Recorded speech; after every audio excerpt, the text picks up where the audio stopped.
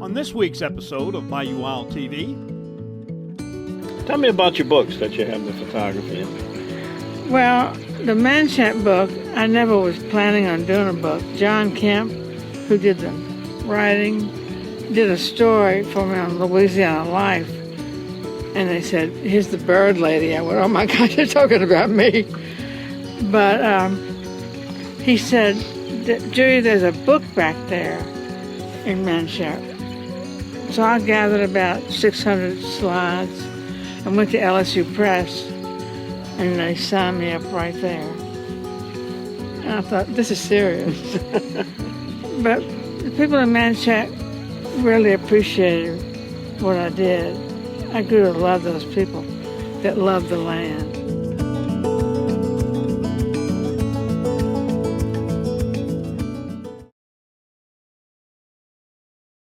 Closed captioning is brought to you by Global Outdoors.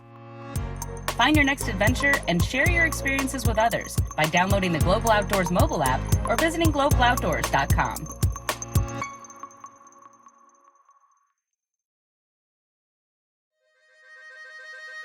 Every day, we strive to preserve traditions that have spanned generations. Around every turn of the bayou, Mother Nature reveals unique people, places, and experiences. And the bounty of animals and fish. Well, in Louisiana, we just call that lagniappe. I'm Don Dubuque. I'm Chris LeCoq. I'm Captain Martha Spencer. Join us as we document the adventure, Sportsmanship, and heritage that make us Bayou Wild.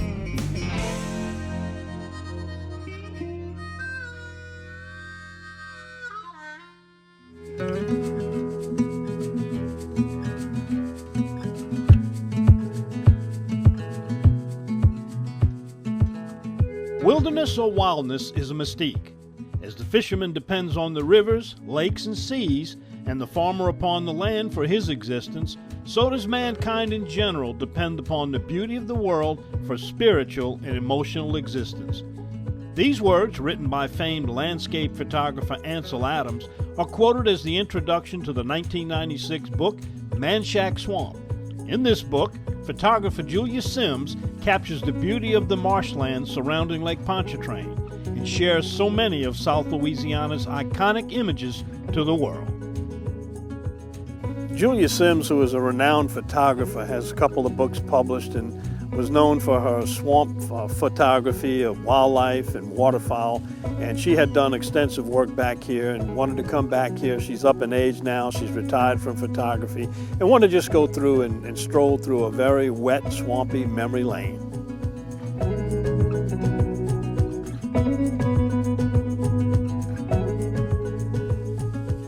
Because I think Louisiana wetlands are a special place, unique to its own.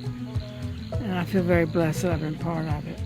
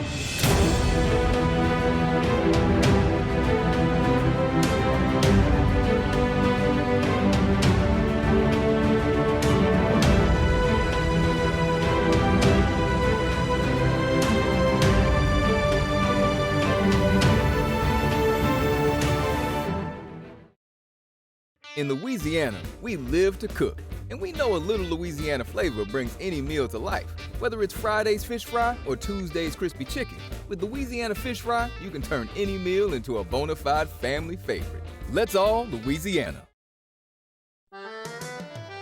We're in our new season of Bayou Wild TV, and that means new merchandise.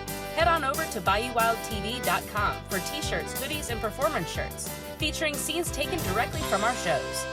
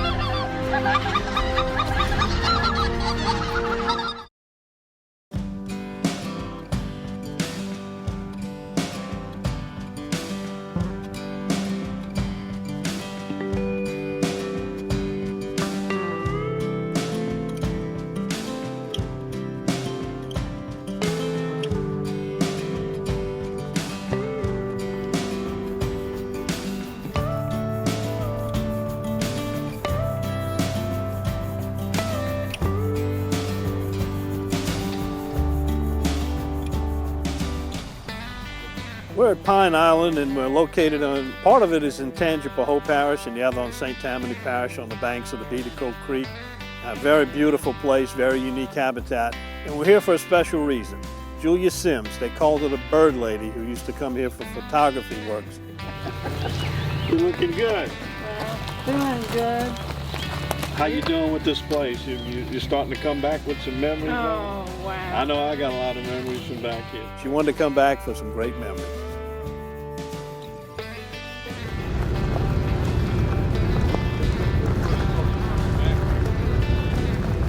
This is all different. This has turned into a cutgrass swamp.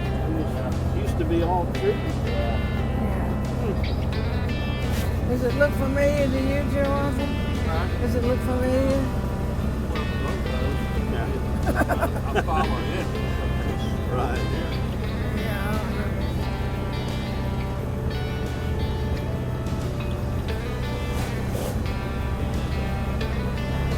This is where they used to have an eagle nest. It was back up in here on the left somewhere. They actually, somebody built a platform so they could take pictures of it. Do you remember that? And that was another rule that Earl had. Do not come if the road is wet. I don't want to see your tracks. We used to have a stand back there too. We had names for all of them. I don't remember what the name of that one was.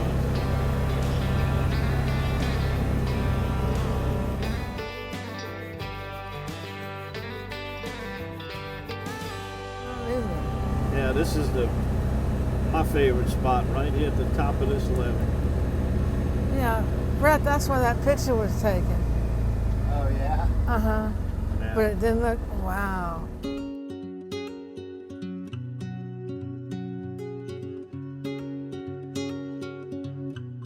You need some help getting out? No, Stu? fine.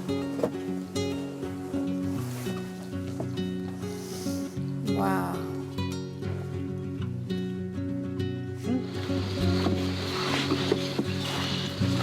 Wow.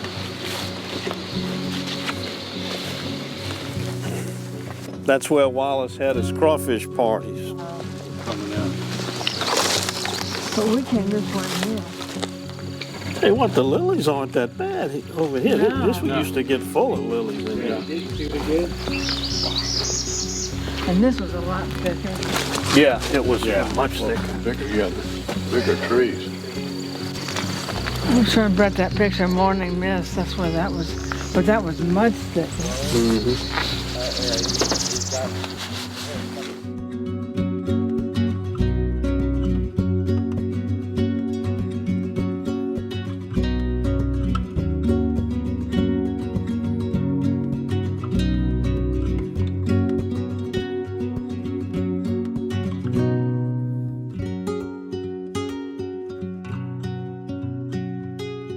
It was as much fun just coming out here, whether you got any pictures or not. Well, You know. photography was an excuse to be back here. To me. It cleaned it up. Well, we used to fish mostly right down here, and then back on that other side there was a spot over there, and it just seemed like the fishing was always better. They caught a few off this dock, but it just didn't seem like it was as many. Yeah, the rookery is right up over there. Well, rookery was back over here, yeah. After you get around over there. We'll get back there and check it out. He said the birds are on it right now. You can see a few of them. I see them. Yeah.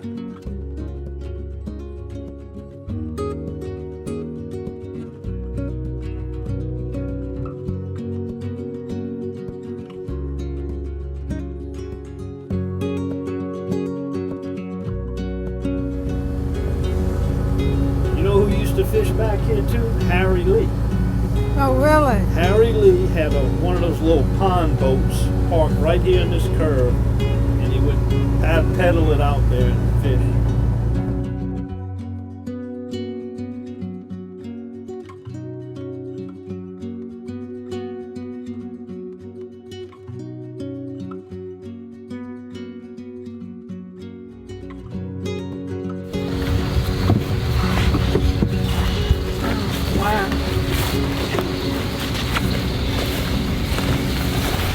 Well, that's no getting in there now.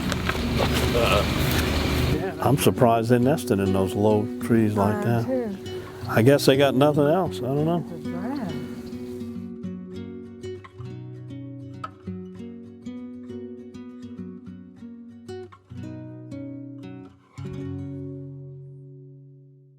Judy, back in your working days as a photographer, how were your days spent back here at Pine Island? Well, I would come in before daybreak and put my P-roll down, and I had little blinds set up, and I would get myself covered, and then the birds would start coming in and wake up and start nesting. And then in the afternoon, they would come in to roost. And in the morning, it was dead quiet like it is today. I love that. But when they were coming in to roost in the late afternoon, it'd be like the volume was turned up to 10. It was just a glorious time for me. But a lot of people don't appreciate it. How did you get along with you dealt with a lot of men going to the duck camps and Right. places like this. It was mostly men. A lot more women into it now. But back then, how did they treat you? Did they accept you in it, or? Yeah, they didn't. Because I think the key we had is we both loved the land, and I think a lot of the duck hunters I saw, they loved killing the ducks, but if they didn't kill them, they had a bad day. They still loved the sunrise. And that's what I found about. So I'm a real fan of duck hunters. You know, the hunters, when hunters go out, they become part of it, but they're a predator, you know. But when you come out with just a camera, you got to feel like you're actually perfectly in sync with nature. Yeah, but I had a lot of photo blinds. My husband and I would both go in, and then he would leave. They don't count. But if I went in by myself, they wouldn't come back. So if two go in and one goes out, they don't realize one's still there.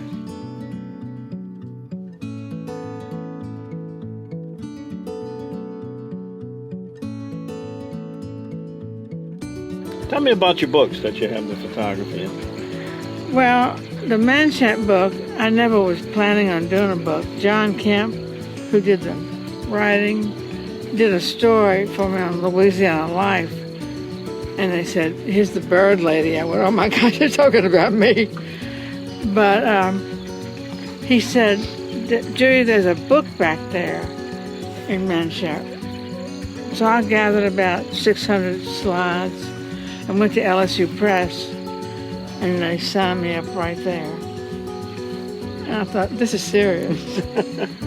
But the people in Manshap really appreciated what I did. I grew to love those people that love the land.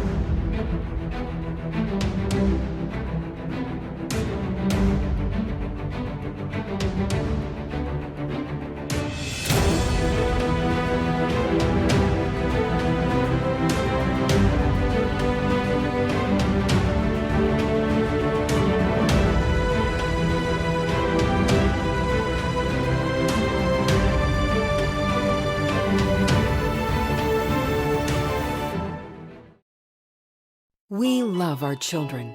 We protect them. We guide them. We prepare them for life in the world. With all that we do, from deep in our hearts, we cannot control all things. Life-threatening illnesses and disabilities affect far too many of our children each year. While we cannot change the circumstance, we can make dreams come true. Dreams to provide hope, to provide spiritual healing and strength, to provide moments of happiness and relief in the hardest of times. We can give a glimmer of light and hope in a time of darkness and despair. Join huntofalifetime.org to help make dreams come true, to provide hope for children with life-threatening illnesses and disabilities. Hunt of a Lifetime is a nonprofit organization fulfilling dreams for hunting and fishing trips to youth 21 and under with life-threatening illnesses and disabilities. Visit huntofalifetime.org to learn how you can make a difference. In 1967, Dutch Stogner realized his dream to run his own meat market. 50 years and 3 generations later, Double D and the Stogner family still operate with Dutch's original commitment to quality. Pick up some Double D sausage today and share your good times with us on Facebook.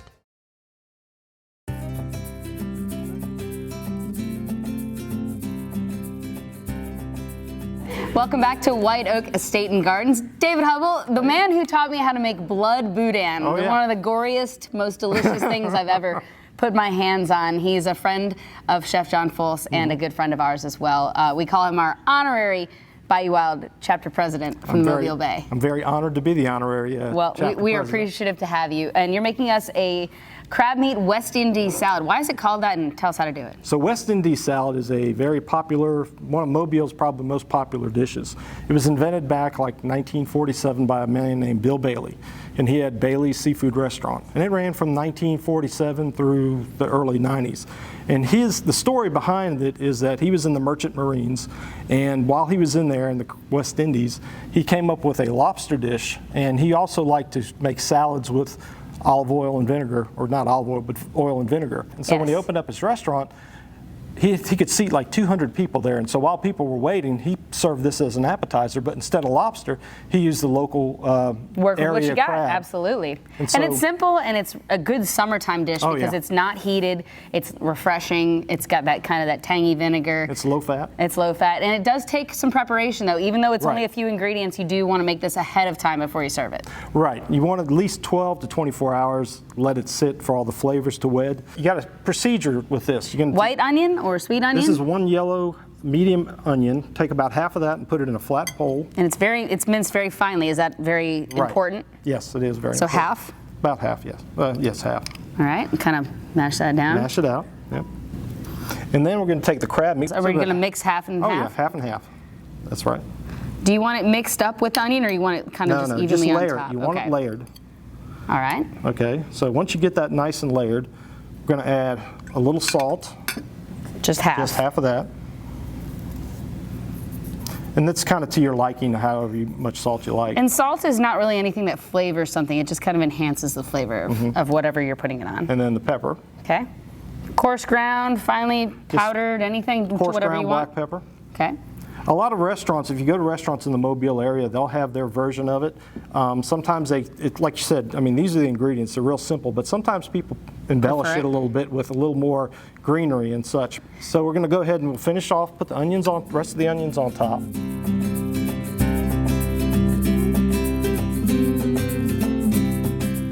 So we're going back with the same? Right, same mixture.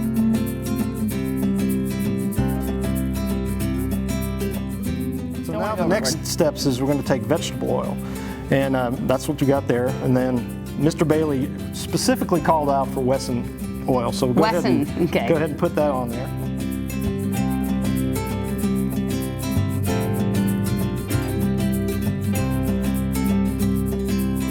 And then we're going to do cider vinegar. So that was 4 ounces of oil, and this is going to be 3 ounces of cider vinegar.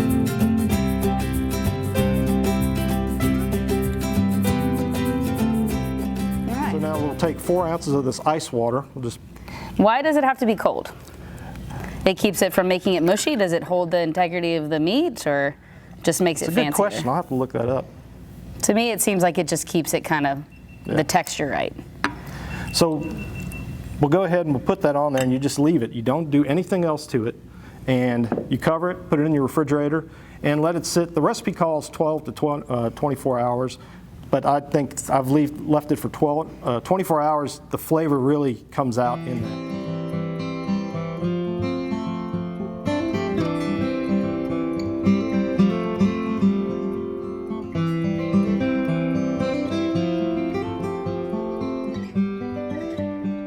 Mr. Bailey would serve it is just in a bowl. Just like that.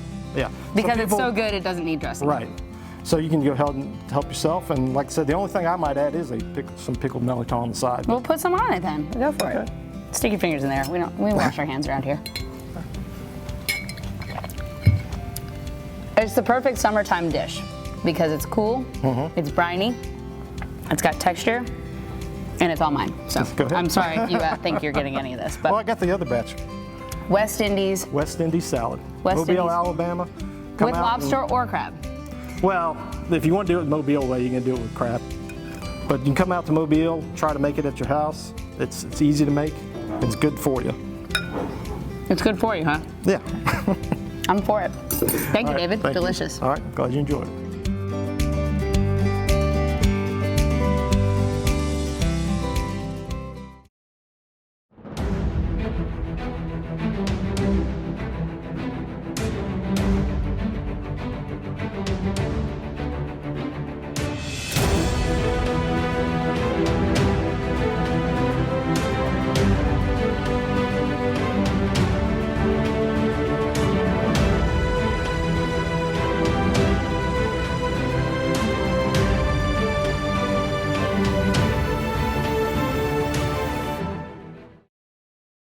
Delta Marina is Plaquemines Parish fishing one-stop. Get live bait, fuel, ice, tackle, and marine supplies. Then launch into the world's most productive saltwater fishing. Return to the fishing cleaning station, relax in first-class cabins overlooking the bayou, all in Delta Marina's safety video-monitored parking lot. Need a fishing charter guide? Delta Marina can hook you up. Cook your catch in your kitchenette or dine in the upstairs restaurant. Visit Delta Marina for a day or a week. Stop in just off Highway 11 down Rosemary Drive in Empire. Visit thedeltamarina.com.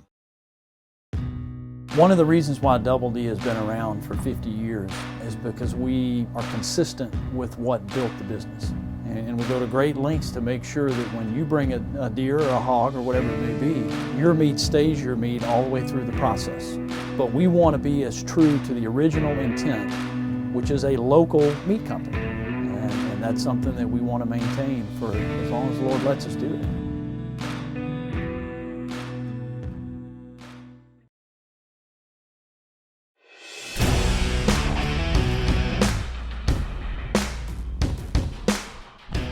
Fishing New Orleans Big Game Fishing Club tournament on the Rebellious with Charlie Kaplinger, trolling, and caught the almost 34-pound dolphin.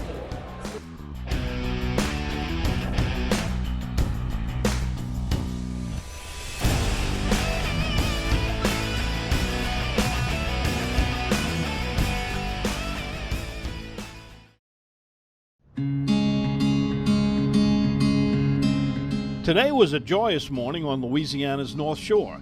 It's often exciting to take a walk down memory lane. We recall places, scenes, and experiences that bring us back to fun times with friends and family. See, Not nice. we had a skinning rack right behind here, and somewhere in here is my original water pump. We had a well put, and we scrounged I had replaced my pump, and I put the pump and the motor in here. That's how we got water back here. That was like a real camp where there was no TVs. You were lucky if you had an LSU football game on the radio. What you're looking at here is an old camp in Pine Island that me and some buddies built in a hunting club and used to come back here and hunt deer in the swamp, and sure holds a lot of memories for me.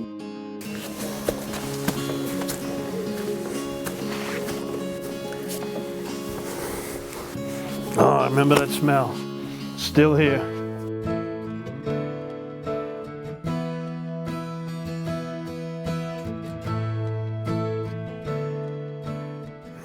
All right, this was our map marking our stands, and you can see they got names on them.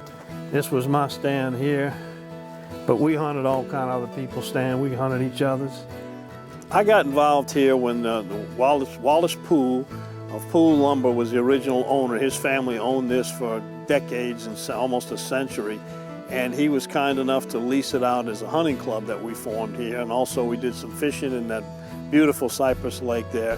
Very unique habitat, enjoyed many, many years now. And then it came under new ownership, and the owners have taken a lot of care in preserving this very unique place. We certainly want to extend a very warm, heartfelt thank you to the owners of this very unique piece of property for allowing us to come back here and bring back some of those wonderful memories we shared. For Julia, we're grateful to share this opportunity, and although later in life, it was a joy to see her excitement in the surrounding wilderness.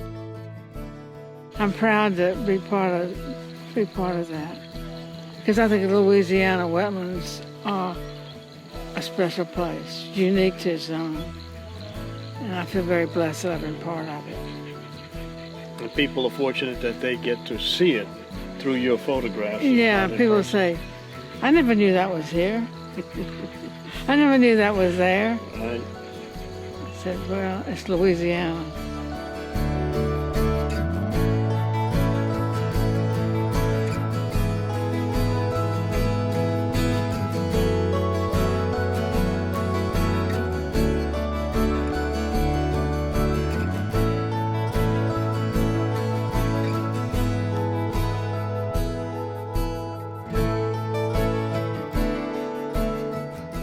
Louisiana's beauty is a treasure we all share, and our escape that continues the adventure, sportsmanship, and heritage of Bayou Wild.